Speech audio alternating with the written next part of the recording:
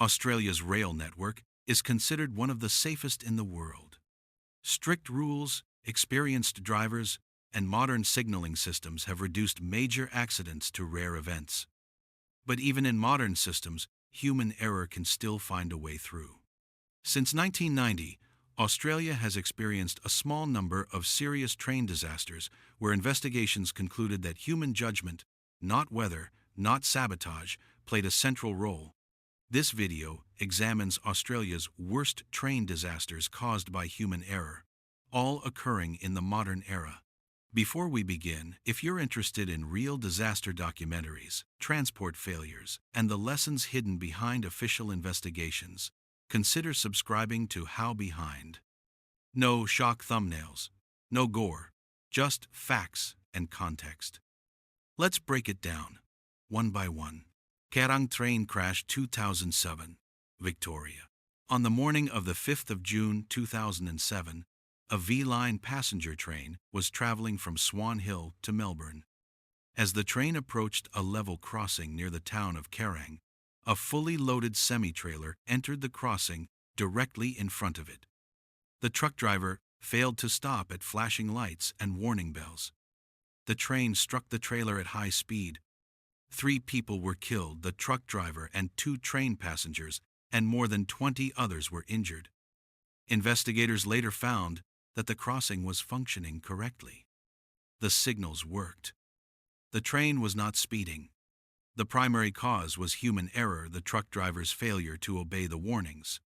The crash led to renewed calls for heavy vehicle safety reforms and improved level crossing protections across regional Australia.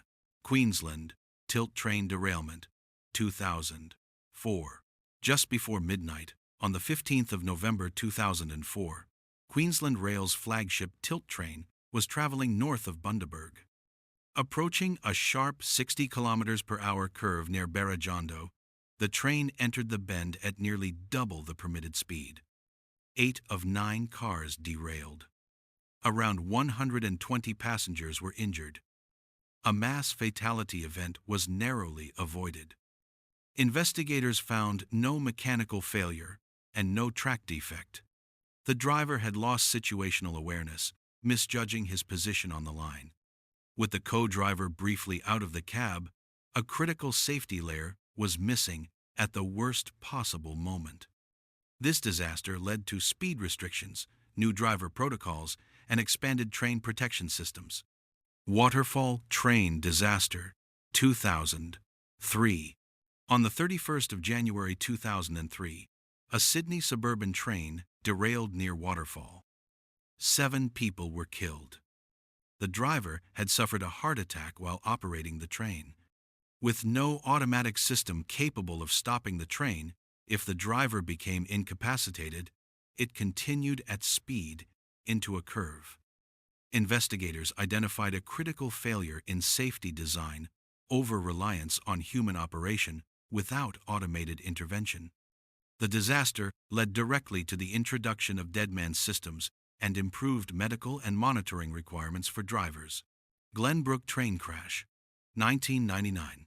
In December 1999, 2 passenger trains collided near Glenbrook in the Blue Mountains. 7 people were killed. The driver of one train passed a red signal and collided with a stationary train ahead. Fatigue and communication failures were identified as major contributing factors. The disaster exposed weaknesses in driver alertness monitoring and signal protection. It triggered widespread reforms in signaling systems and driver fatigue management. Craigieburn derailment, 2010. In February 2010, a V-Line freight train derailed near Craigieburn, spilling containers across multiple tracks. While no fatalities occurred, the incident caused massive network disruption. Investigators found excessive speed combined with insufficient risk assessment during operations. The crash led to changes in freight train speed limits and operational oversight. Kempsey freight train derailment, 2011. A freight train derailed near Kempsey after entering a curve at unsafe speed. Human misjudgment and inadequate route knowledge were identified as causes. Though injuries were limited, The incident raised concerns about training standards for long-haul freight drivers. Adelaide tram-train collision, 2016. A commuter train collided with a maintenance vehicle on shared track infrastructure. Human communication errors between control staff and operators led to both vehicles occupying the same section of track. The incident highlighted weaknesses in procedural discipline and track access controls. Melbourne Metro overrun. Incident 2020. A metropolitan passenger train overran, stopping limits at a terminus station.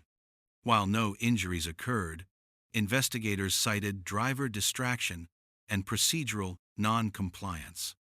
The incident reinforced the need for automated braking safeguards even in low-speed environments. What connects all of these disasters isn't reckless intent, it's human limitation. Fatigue, distraction, misjudgment. Modern rail safety is no longer about trusting humans to be perfect. It's about designing systems that assume mistakes will happen and stop them before they turn deadly. Every rule written today exists because something once went wrong. This has been How Behind. Travel safe and never forget how close modern systems can come to failure.